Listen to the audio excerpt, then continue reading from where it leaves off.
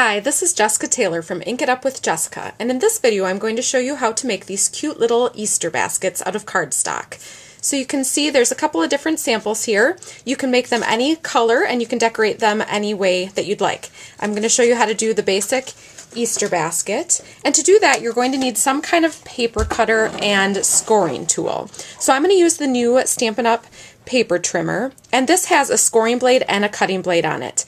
I put an S on my scoring blade because I could not remember that the light gray one was scoring, so the S just makes it a little bit easier for me. So you're going to start by cutting your cardstock, and you can use 8.5 by 11 to get one Easter basket, or if you use 12 by 12 cardstock plus a little extra for handles, you can get 4 Easter baskets out of that. So I'm going to start with a piece of Certainly Celery cardstock, and this is 6 inches square, so it's 6 by 6. And I'm just going to score it on all 4 sides at 2 inches. So I'll just line it up here at 2 inches and run the scoring blade across. And then turn it to 2 inches, run the scoring blade across. 2 inches and 2 inches. Now for this next part you could use your paper cutter. I find it's just easiest to use my paper snips.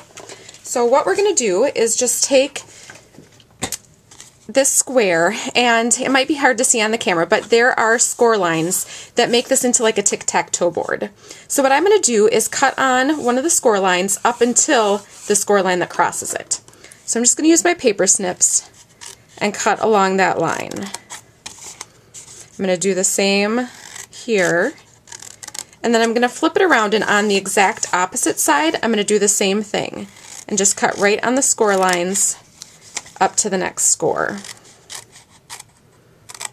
Now I like to give my corners a rounded edge just to make it look a little bit nicer, and to do that I'm going to use the 1 1/4 inch circle punch, put my cardstock in from the top and punch, and that's just going to round the corners for me.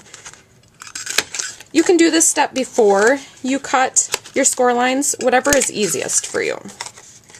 This is also when you're going to want to decorate your cardstock. If you want to do any kind of stamping or decorating of the Easter basket, this is when you're going to do it. You also want to do it on your handle. And this is just a 1 inch by 8.5 inch piece of cardstock that matches. So you might want to decorate them to match. You'll notice on one of my Easter baskets, I used some of the Delicate Details ribbon tape and just put that over my handle. That made for a little elegant look. So next we're just going to put it together. So you want to fold on all the score lines so that you know the basket will come together nicely. And then we're just going to start on one side and bring both sides up. You want to just cross those, and this is where you're going to slide in your handle. You want to just slide that in between the inside flap and the outside flap. So you don't want it to come too low because then you'll see your handle on the outside. So you want to just tuck it right in there. And this is where we're going to poke a little hole. And I found the easiest way is to just use a thumbtack. So I'm just going to use that to poke a hole right through there. You're just going to stick a brad in there and then butterfly the ends on the inside. You could also use adhesive for this part, but I found it's easier to just use a brad to secure all the layers together. You're going to flip it over and do the same thing on the other side. You want to tuck the handle in between those layers, and then we're going to poke another hole. Make sure your finger isn't right behind where the tack is going to go through. And then we'll put a brad in on the other side. And there you have a super cute little Easter basket. So a couple different ways you can embellish.